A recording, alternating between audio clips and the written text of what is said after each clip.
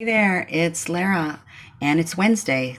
You know what that means? I'm back with another weekly Witchy Wednesday astrology forecast. And this one's for the week of May 27th, which is today, to June 2nd, 2020. Thank you for being here. I appreciate it. If this is your first time to the channel, then I hope you stick around. I hope you subscribe. I'm going to start by saying, Moon's in Leo. It's Big Hair Day. It's actually, I'll tell you, 3 weeks ago here, we had a pile of snow on the ground, and now we're in the middle of a heat wave. It is hot for here. It is going to be verging on 40 degrees Celsius later today, just around 38 or so.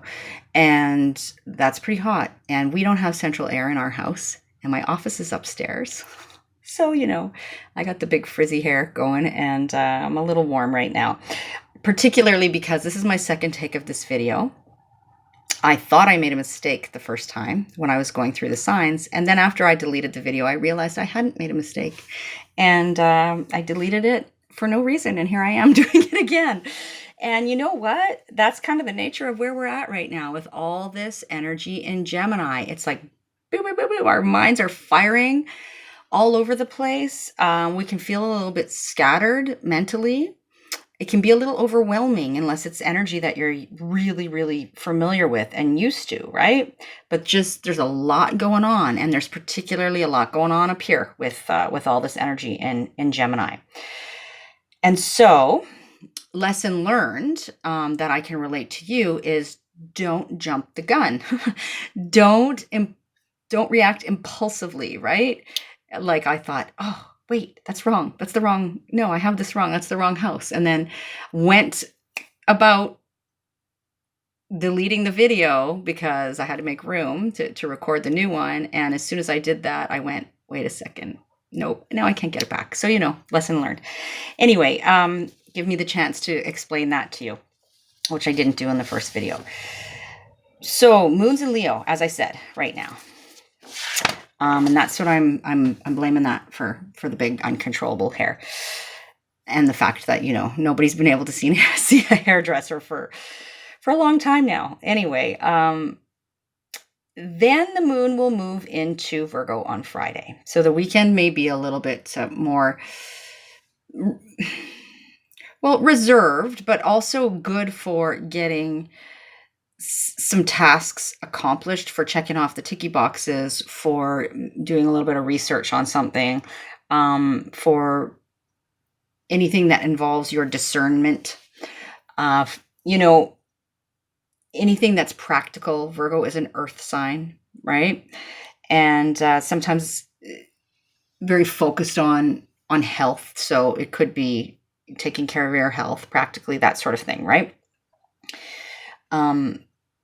On Facebook this morning, I talked about the moon in Leo. I sometimes do that when the moon changes signs, and I'm doing it more often lately to give you a sense of what this is about, right? And how you can kind of feel this and witness it in your own life. And so I did talk about that. And if you're interested in having a look at that quick post, then you can go over to my Facebook page, and the link is below here, always to that. And it's on Instagram as well. And you can also, while I'm thinking of it, go over to my website and download my free guide to working with the moon as well, if you're interested in that. Anyway, so that's where the moon's going to be over most of the weekend. And then on Sunday, it will move into Libra. And good for, relating, good for maybe doing things that, like sprucing things up around the house or your own self, that sort of thing. Good for mediation, for just having sort of pleasant relationships, that sort of thing. Enjoying the finer things. And then the moon will move into Scorpio on Tuesday. And after that, as the moon continues her journey through the zodiac, she will eventually reach Sagittarius. And on next Friday, June 5th, we will have a full moon, a lunar eclipse in Sagittarius. So, and I will discuss that in next week's video at length. This week, at first glance, there doesn't seem to be a lot of major significance going on compared to what has been going on. But there are some things that I think it's definitely worth mentioning and tuning you into, cluing you into. So the focus in this week's video is going to be on Mercury moving out of Gemini, and just at the end of Gemini will hit on the North Node, where the North Node currently is at 29 Gemini, and then move into Cancer for a prolonged stay because there will be a Mercury retrograde. So we're going to talk about that mostly in the video. But before we do that, there's a couple other things I want to mention that are happening.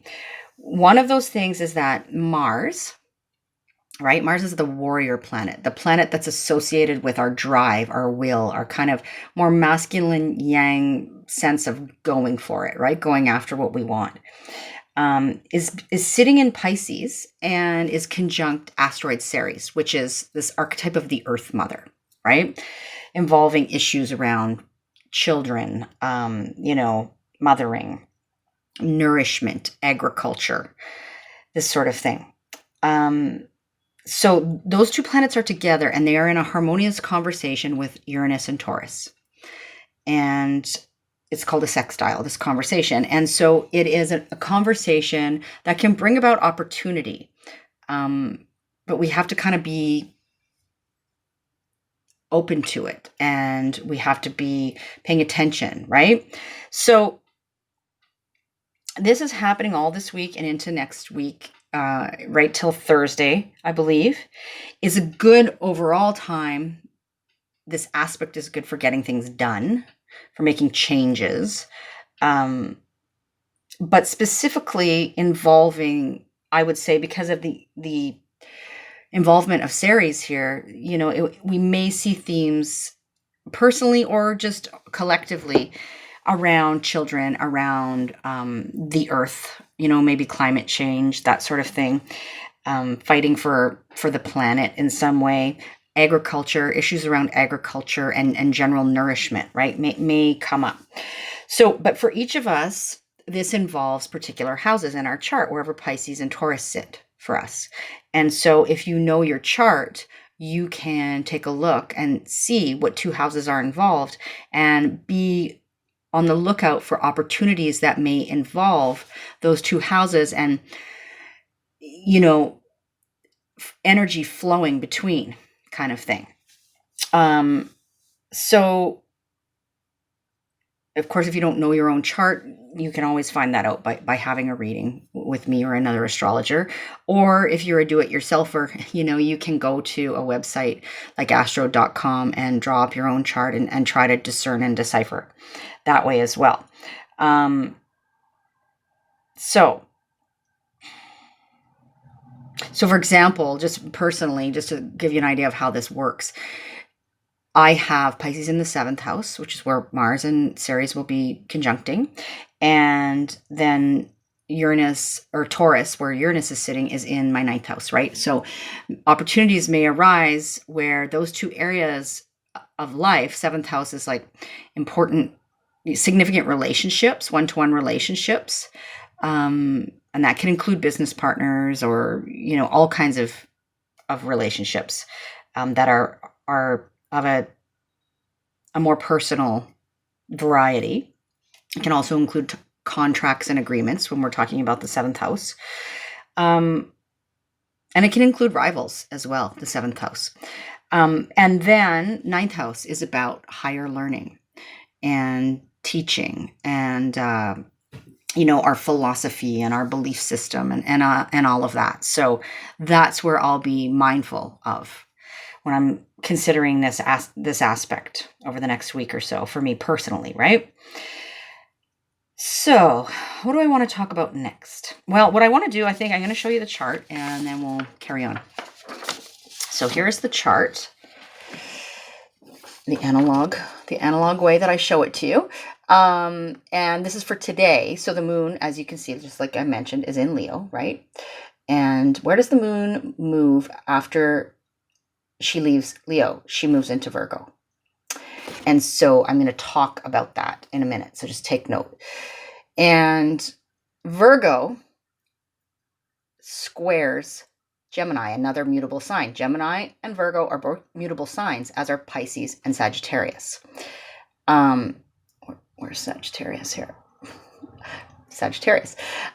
So there's a lot of energy going on in Gemini right now, right? The sun is still in Gemini. We've got Venus, asteroid Vesta, Mercury still there at the time of this recording, and the North Node at 29 degrees of Gemini. And then we've got Taurus here with Uranus sitting in Taurus, making that supportive conversation to Mars Conjunct Ceres in Pisces, as I mentioned to you. Neptune's in Pisces too, but further away. Also, we've got Saturn at 1 degree Aquarius, right beside asteroid Pallas at 0 Aquarius. They are both retrograde, so they're both going to tip back into Capricorn. I'm going to touch on that briefly. And then, of course, Jupiter and Pluto are still up there in Capricorn, doing their thing. And the South Node in Sagittarius, right? So that's the chart. So I mentioned to you the moon is going to, when she leaves Leo, will move into Virgo. And at that point, we will have the first quarter square. That's the phase that the moon will be in. So we had a new moon in the mutable sign of Gemini, mutable air sign.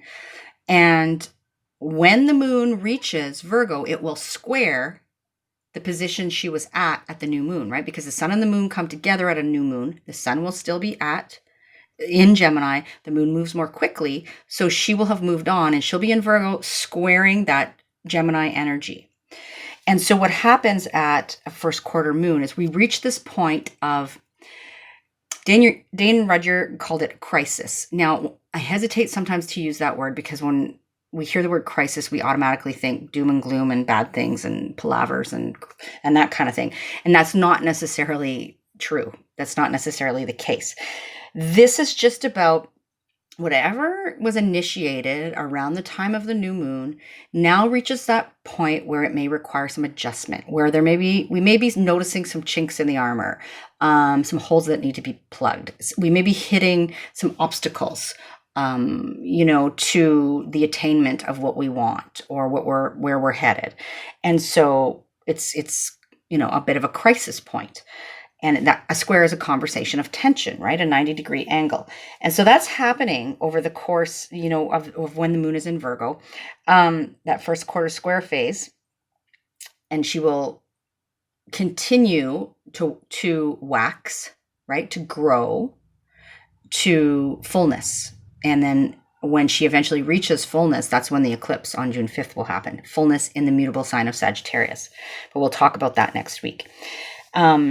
So the reason I'm mentioning this is because at the same time that the moon is squaring the sun in Gemini, it's also opposing Mars in Pisces. Virgo and Pisces are opposite the sky each other, right? To each other. And so this can kind of lend to that feeling of crisis. It can be a bit irritating, with Mars, with the Mars throwing his 2 cents in kind of thing. And there can be some tension there because it's an opposition, right? So just be mindful of that. It's good energy to kind of fire us up to do something about it, I would say. But we have to be mindful that we're not getting in arguments and, being overly aggressive. But assertive is okay. So, and this energy of the first quarter square moon, in this case, will impact people with planets around 9 degrees, give or take a few degrees on either side of the mutable signs, right? Virgo, Pisces, Gemini, and Sagittarius. So, excuse me. I feel like I need one of those fans. Whew. I can't turn my fan on because then it interferes with the sound on the video. And I have to close the window because people are mowing lawns and all kinds of things, right? So, all right. So the next thing I want to mention to you that we're going to really focus on for the remainder of the video is that Mercury is moving into Cancer. And that's happening on May 28th. So that's tomorrow. I'm recording this on the 27th. Mercury's moving in there. Mercury moves quite quickly. So right now, as I drew up the chart at around 10 o'clock this morning, Mercury was at 28 of Gemini. So only has, a couple degrees to go before it gets into Cancer. And just before that happens, Mercury meets the North Node, who is now in Gemini at 29 degrees of Gemini, right? Which is the beginning, although that sounds contradictory because it's at the last degree of the sign.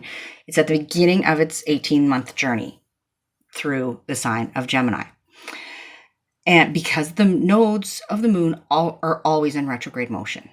So they move backwards. So they enter a sign from the last degree, from what we call the anaretic degree. The 29th degree is it's an anaretic degree. And it's this, again, I'm going to use that word, crisis point kind of thing, right? And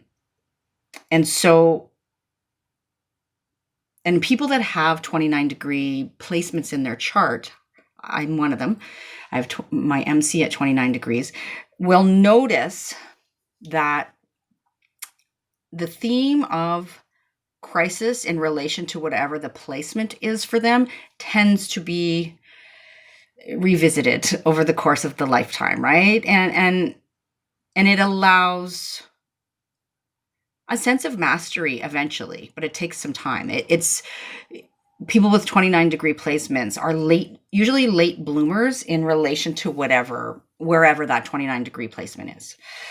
For me, it's at the top of my chart on my MC, which has to do with my true vocation, my true calling, right? That's what the MC is about.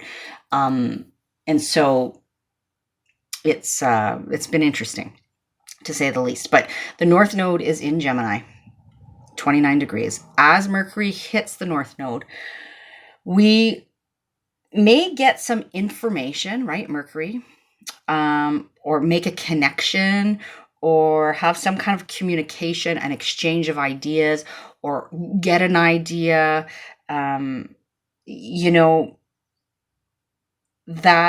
it gives us a hint. It hints at the trajectory that we are on for like the next 18 months as the nodes of the moon move through Gemini and Sagittarius, and the eclipses happen there. So for the last 18 months, the eclipses have been in Cancer and Capricorn. So how does this all fit together? As Mercury moves into Cancer, it will eventually station retrograde. And that will be, let's see here, I have the date. June 18th to July 12th will be the retrograde of Mercury in Cancer. So it stays in there. So May 28th to August 4th, longer time than usual because of the retrograde. And you may or may not know from listening to videos or what you know about astrology that a retrograde period is a time of revisiting something, of reflecting on something, an inward moving of the energy, right? It's more about an internal process. And when we're talking about Mercury specifically, we're talking about going inward to get the answers, sort of thing, the information that we seek. And it's this process of review and making sure we don't miss something, that we're crossing our T's and dotting our I's, and taking a step back, revisiting, revising, reviewing, this sort of thing before we move forward again. And I think how I see this with Mercury crossing the North Node in Gemini, then moving into Cancer, and then stationing retrograde, this is about reviewing what's gone on this Cancer Capricorn axis where the eclipses have been happening, where the nodes of the moon have been traveling for the last 18 months. It's about where have we been, right? Cancer Capricorn, where are we going to? Which is the North Node in Gemini piece that we may get a little insight into before this review happens with Mercury in Cancer. And so individually for each of us, that is about taking a look at the Cancer Capricorn axis, right? Because Cancer and Capricorn, both cardinal signs across the sky from each other. And it's this axis of security. So Cancer is about our emotional security. Capricorn is about our material security. It is also, I often think of it as the axis of parenting, and it can be about self-parenting, right? Being who you needed when you were younger, sort of thing. But it's this more, Cancer is the more mothering, nurturing energy. Capricorn's the more, fathering, sort of authoritarian energy, right? And collectively, Cancer is about the home, the homeland, homeland security. It's about, our tribe, sort of thing, our family, our roots. And Capricorn is more about the structures and institutions, like banks, and it's about capitalism, and it's about governments and all of that sort of thing. The rules, the regulations, the power structures, like who's in authority, sort of thing. Because Pluto is also very much about power, but this is in a different way. Capricorn is more about the authority, right? Authority figures, and our relationship to authority. And that can include our own authority. We just don't often think about it that way. And so there's a lot that's been going on. I mean, no doubt, if we look, right, this situation that's happening right now with the pandemic that continues to play out is really cluing us in to these themes of emotional security versus material security. Maybe we've been focusing a little too much on one end of that equation, right? The Capricorn end of the equation, and not enough on the Cancer end of the equation. And so we are being forced, and we have been being forced to draw our attention there. That's, the universe has been drawing our attention to these issues. So, oh, sorry, I have something in my eye. Anyway, so for us, we're getting a chance, I feel, to we're like, if you're thinking about the writing process, say, we're in this editing process, this process of revising and editing and that sort of thing. That's the way I see it. Or maybe like writing the epilogue, it's like reviewing what's gone on. And now, okay, well, we have the full picture now, right? Because the nodes are finishing out their journey through Cancer and Capricorn. We're going to have 2 more eclipses in those signs that will be like the closing of the book in that area. But right now we're still in this finishing up phase. And so Mercury hitting the North Node and then moving into Cancer, then retrograding, I feel is about this. Okay, what are we gonna, let's review before we move forward. Mercury and Cancer in general, right? Moving from Gemini, where we're just kind of running in all directions, gathering information, taking in information, communicating, brains firing on all cylinders, all of this kind of thing. And then it moves into Cancer, which is where we concern ourselves more about the information and the communications that are important to us personally and to our people, right? The people that are important to us. And we can be more protective. Cancer can be very protective of where the information we're taking in and the information that we're sharing as well. And we can be more concerned, like I said, with what's personal to us at this time. So the other thing I'll say about this is that our thoughts can be more emotionally charged at this time, our thoughts and our communications. Gemini, where Mercury is sitting just before it moves into Cancer, right, it's an air sign, a mutable air sign. It's a little more emotionally detached. Cancer is a cardinal water sign, much more sensitive emotionally, and it's more about thinking with our gut, it's instinctual response. And and responding to communications that way. And so our thoughts can be very connected to our emotions at this time, and that can make us a little less objective, right? So we have to be mindful of that. So the next thing I'm going to say, I'm going to take you through all of the signs, and I want to remind you, like, what axis has been lit up for you over the last 18 months in terms of Cancer Capricorn, where the nodes of the moon have been traveling, and what, or where the eclipses have been happening. What's that been about? What's that story been about for you personally? It's time to review that. It's time to keep the important information and let go of the rest, kind of thing. So we're going to talk about that just in a second, but I want to mention a couple of other quick things. One is that Vesta, asteroid Vesta, who is currently in Gemini as well, right? The Gemini party is also moving into Cancer on June 3rd. And that, as I've spoken about before, is Vesta is the goddess of the hearth, charged with keeping the home fires burning. And that's very much about our inner flame, right? That inner spark and what feeds that for us. So that's going to be a factor.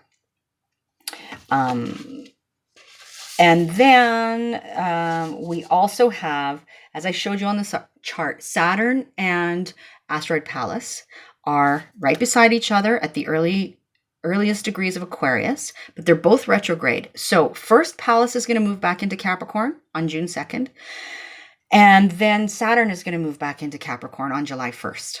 And so what does this mean? Well, as Pallas moves back into Capricorn, Pallas is about creative problem solving and connecting the dots and ingenuity. And so Pallas, I feel, as she retrogrades back into Capricorn, is kind of going, okay, let's figure this out, right? Let's figure this out. There's a lot of things to figure out in the world right now and in our own personal lives. And this again relates to this Cancer Capricorn axis and where things have been playing out for the last 18 months or so. And so let's figure this out, right? Let's look at the patterns. Let's be creative problem solvers here. Let's exercise our ingenuity. And then Saturn comes in on July 1st, re-enters Capricorn for the remainder of the year, and says, okay, you've figured these parts out. Now I'm here to help put the pieces in place. Remind you that this is a process that requires patience and perseverance. And just because it may seem like things are moving forward, it does not mean the story is completely over. We are moving on to like maybe volume 2, the sequel, whatever you want to call it, the next in the series. But we're still, it's connected to what's gone on for the last 18 months, right? So we can see, just a brief example, with COVID-19 has brought about this world shutdown, and then a sudden kind of like everybody's hunkered down at home. Cancer really getting clear on the fact that emotional security is equally as important as material security, and that those things are connected, right? And sometimes they're in an opposition. There's a bit of tug of war there. What's more important? And then we've got, Capricorn, capitalism, all of that sort of thing. The economy is, we're seeing how maybe things were not set up to be that sustainable. It's a bit of a house of cards, right? When we're on shut down for like 2 months, and we can't go through 2 months of this without being very concerned about what this means for the economy, there's a problem. Then obviously we have not set things up in a very sustainable way. And so how's this going to look moving forward into the future, into Aquarius, right? And we have to be innovative. and all of that. So that's what's happening with Pallas and Saturn. And now we're going to go through Mercury moving into Cancer and where that sits for each sign, each rising sign, first and foremost. So if you know your rising sign, listen to that first. Also, sun sign and moon sign are relevant. And I'll talk about the axis. So Cancer, where Mercury is moving, and it's going to go retrograde. So we're reviewing these themes. And then opposite the sky, Capricorn, right? So what's that been about? We're going to start with Cancer because Cancer, this is happening in your first house. And this is on this axis of relationship. First house is the self. Seventh house, where Capricorn sits across the sky from you, is the other. And so there's been a story going on, right? Over the last 18 months or so that has to do with who are you in relation to others. It's about your physical vitality and wellness and health and your sense of self and how you are perceived and how you approach the world versus Capricorn, the other people in your life, the other significant people in your life. Also contracts and agreements. I always like to mention that. Seventh house, right? So that's the axis being lit up for you, Cancer. And then we're going to move to Gemini, where we've got Mercury moving into your second house, where it will eventually retrograde. That's where Cancer sits for you. And across the sky, you have Capricorn in the eighth house. And so the story that you're getting ready to kind of, that you're editing and reviewing before you can kind of turn it into the publisher, is about second house, eighth house themes, right? Second house is your personal resources, time, money, energy, what you value, what's really important to you, and your, what you place worth on, including your sense of self-worth. And then across the sky is all about other people's time, money, energy. So that can be things like taxes and insurance and debt and wills and that sort of thing.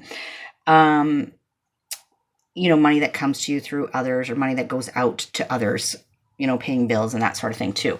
But mortgages, those sorts of things are implicated. But it's also, the eighth house also speaks to, the all-encompassing word to me for the eighth house is vulnerability, because it's about our intimate connections, what the resources we share with others, and our own deep sort of psyche, right? And what we may have in there that we don't necessarily want other people to see, but which may be causing us some issues until we face those things and heal them.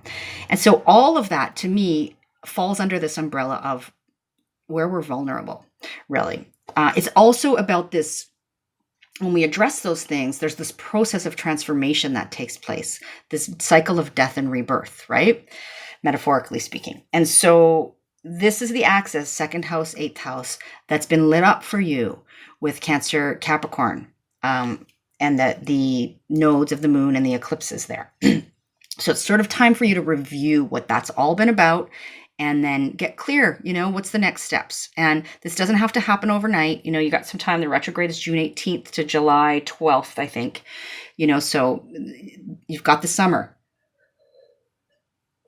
or at least the first part of it, to really think about that.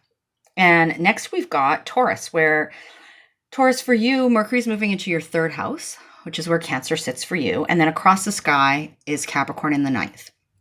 So for you, there's been an ongoing story that has to do with themes around the mind and learning and communications.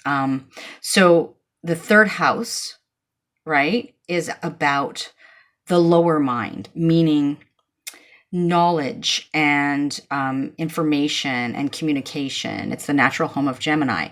And your immediate environment and the people in it, and exchanges like commerce exchanges, that sort of thing, siblings, cousins, neighbors, your community, your closer community, and learning in a sense that it's like learning kind of the basics, right? Or early learning. And then ninth house is the higher mind, your worldview, your philosophies. It's more wisdom than information, right? And it's about what's true for you. It's about, on a practical level, higher learning, like anything you learn beyond the basics. This can be college, university stuff, or it can be otherwise, right? It can be about publishing, and it can be about, again, what you learn from people in places that are different from you. And that can include traveling, long distance travel. So that's for you, Taurus, in terms of the axis that's really, that Mercury's asking you to review at this time, right? Which is where the eclipses were, which is where the nodes were traveling for the last 18 months. Next, we've got Aries. Aries, for you, this has been happening on your 4th and 10th house axis. So Cancer in the 4th house, which is where Mercury is moving and will eventually station retrograde. And then Capricorn across the sky at the top of your chart in the 10th house. So for you, the story that's gone on over the last 18 months or so has to do with home, family, private life, emotional security, place of living versus public life, career, worldly ambitions, public reputation and persona, relationship to authority, legacy, right? These kinds of things. This is the axis of security, Cancer being emotional security, Capricorn being material security.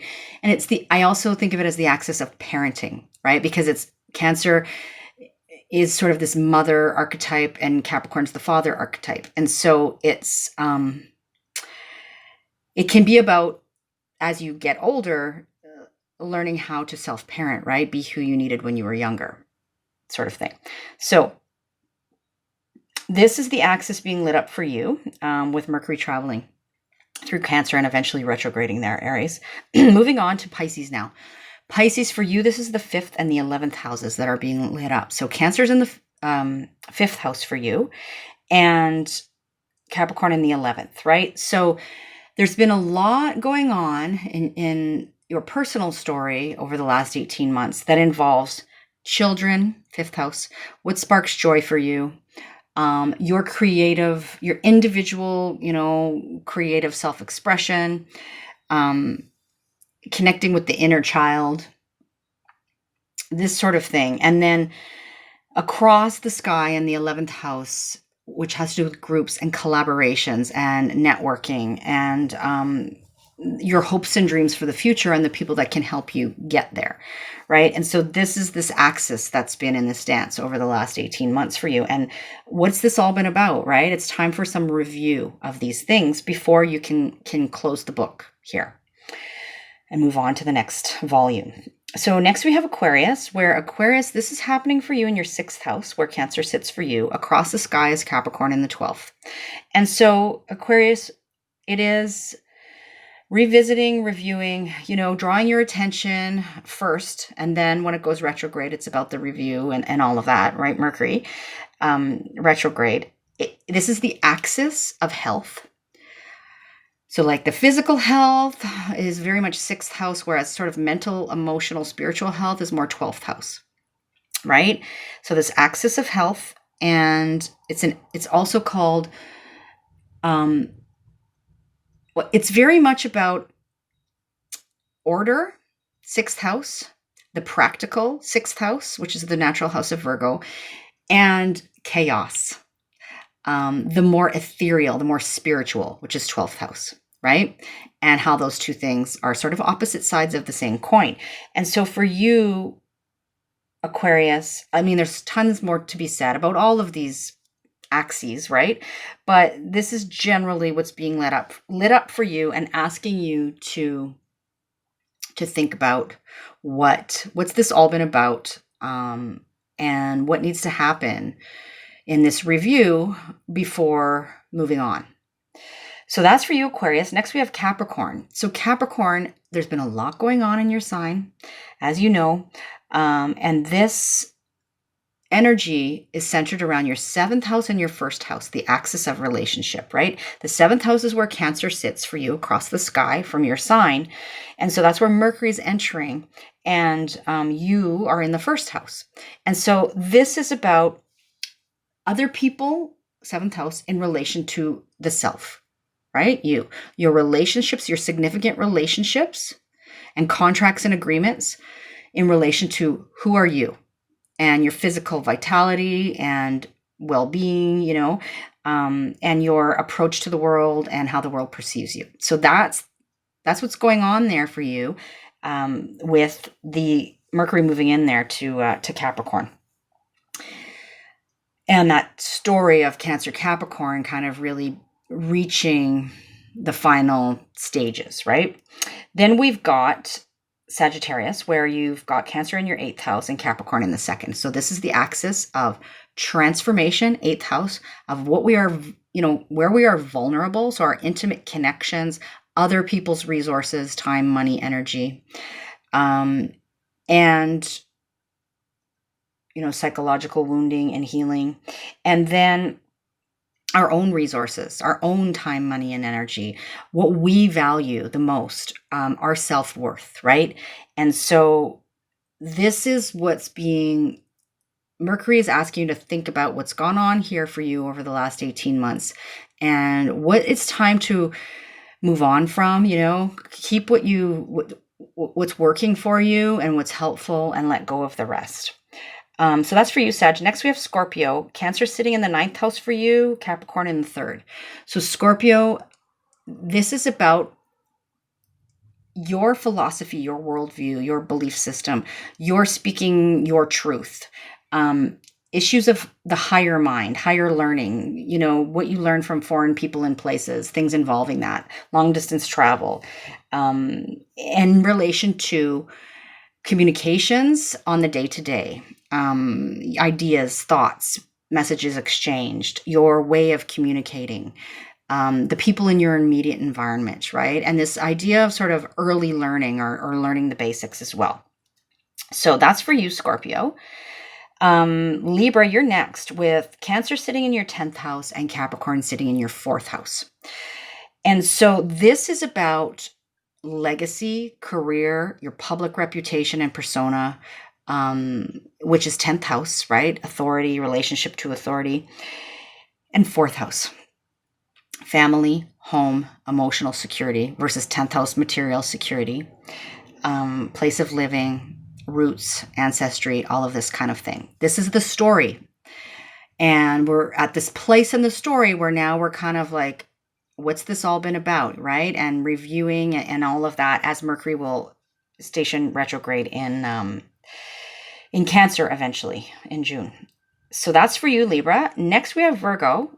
Virgo, 11th house is where Cancer sits for you. 5th house is where Capricorn sits. So this axis is where the story of Cancer and Capricorn themes have been playing out over the last 18 months.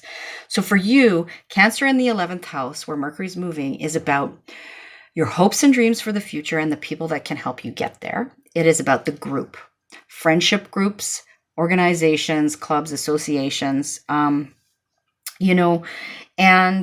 it can be about even internet related networking, that sort of thing. And then across the sky, 5th house is about your individual creativity, what sparks joy for you. It's about children and the inner child and what brings you pleasure, this sort of thing. So that's what's going on there for you, Virgo. And next we have, last but not least, Leo. Cancer sits in your 12th house, Capricorn in your 6th house. This is the axis that's been lit up for 18 months with the eclipses and the nodes of the moon. And the story has been about this axis of wellness, health, physical health in the 6th house, mental, emotional, spiritual health in the 12th house. It's about the daily grind, 6th house, right?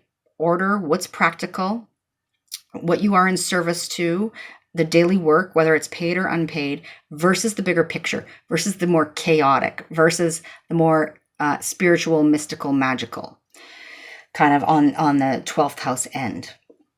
And so that's what I have for all 12 signs. What I would suggest is that You may want to listen to what I said about your sign and then the sign that's opposite you in the zodiac, because it's happening on the same axis, but in reverse. So the themes are still relevant, and I may have said something to that sign that's relevant to you, you know? And so I'll give you the rundown real quick before I sign off.